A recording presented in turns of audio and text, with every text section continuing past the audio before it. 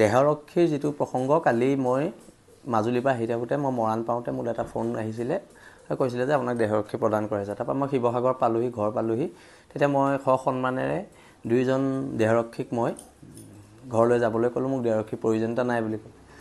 তাৰপৰা আজি ৰাতিপুৱা আকৌ দুজন দেহৰক্ষী দিছে আৰু মোক কৈছে যে আপুনি ল'বই লাগিব, আপোনাৰ জীৱনৰ প্ৰতি ভাবুকি আছে, মৌলবাদীৰ ভাবুকি আছে বুলি এনেধৰণৰ এষাৰ কথা কোৱা হৈছে।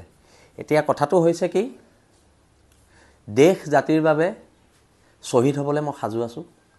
দেশক লৈ, জাতিক লৈ কোনো ধৰণৰ কম্প্ৰমাইজ কৰা নহ'ব। যদি কোনোবা বাংলাদেশীয়ে মোক হত্যা কৰিম বুলি ভাবিছে, তেনেহ'লে এটা কথা স্পষ্ট, শৃংখলচলীয়া কিন্তু অকলে নমৰে, লগত 2-4টাক লৈ যোৱা হ'ব। আৰু সেইকাৰণে মই কৈছিলোঁ যে গৃহ বিভাগক মোক এটা বন্দুক দিয়ক, কিন্তু মোক বন্দুকটো দিয়া নাই। মোক এখন বন্দুকৰ লাইচেঞ্চ দিয়ক বুলি কৈছিলোঁ, সেইটো মোক দিয়া নাই।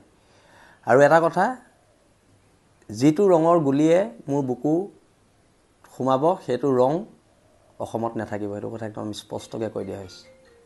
আৰু যুঁজিবলৈ মৰিবলৈ আমি সাজু আছোঁ, একদম স্পষ্ট কথা।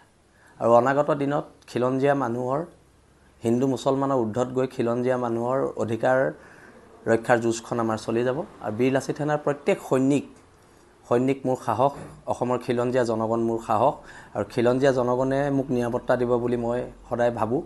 আৰু তথাপিতো চৰকাৰে যিহেতু কৈছে, কিবা ইনপুট থাকিব পাৰে তেখেতলোকৰ, সেই বিষয়ে মই জ্ঞাত নহয়। আৰু অনাগত দিনত মই পুনৰ কৈছোঁ এখন ঐক্যবদ্ধ সংগ্ৰাম হ'ব। দুইজন গুৱাহাটীৰ পৰা আহিছে, তেওঁলোক স্পেচিয়েল ব্ৰাঞ্চৰ মানুহ বুলি কৈছে, আহিছে আৰু আমাক আৰক্ষী প্ৰশাসনে জনাইছে যে আমি ল'বই লাগিব বুলি কৈছে। আৰু সেইকাৰণে নাই, মোক কৈছে যে মৌলবাদী সংগঠনৰ পৰা আপোনাৰ জীৱনলৈ ভাবুকি আছে। কিন্তু এটা কথা স্পষ্টকৈ কৈ দিওঁ, আমি কোনো মৌলবাদী সংগঠনলৈ আমি ভয় নকৰোঁ। যদি যুদ্ধ হয়, যুদ্ধ হ'ব, আক্ৰমণ হ'লে প্ৰত্যাক্ৰমণ হ'ব। আৰু যদি আজি কোনোবা মৌলবাদীৰ হাতত শৃংখলচলীয়া প্ৰাণ দিবলগীয়া হয়, শৃংখলচলীয়া হাঁহি প্ৰাণ দিব, কিন্তু তাৰ পিছৰ পৰ্যায়টো কিন্তু খুব ভয়ানক হ'ব। বীৰ লাচিতেনে কোনো সৈনিক, অসমৰ খিলঞ্জীয়া জনগণ কোনো বহি নাথাকে। এইখন যুদ্ধ যদি কৰিব বিচাৰিছে কোনোবা মৌলবাদী শক্তিয়ে, তেন্তে সেইখন যুদ্ধ হ'ব, সেইটো স্পষ্ট কথা। অসমৰ খিলঞ্জীয়া জনগণ, অসমীয়া মানুহৰ কাৰণে যদি জীৱন দিব লাগে, তাতকৈ আৰু ভাগ্যৰ কথা কি আছে? তাতকৈ ভাগ্যৰ কথা কিবা থাকিব পাৰে নেকি? আৰু এটা কথা স্পষ্ট মই পুনৰ কৈ দিছোঁ, প্ৰত্যেক মৌলবাদী সংগঠনক মই সকীয়াই দিছোঁ এটা কথা, আমি যুঁজৰ কুকুৰা হয়, আমি যুঁজত মৰিম, কিন্তু আমি অকলে নমৰোঁ, সেইটো কথা একদম স্পষ্ট।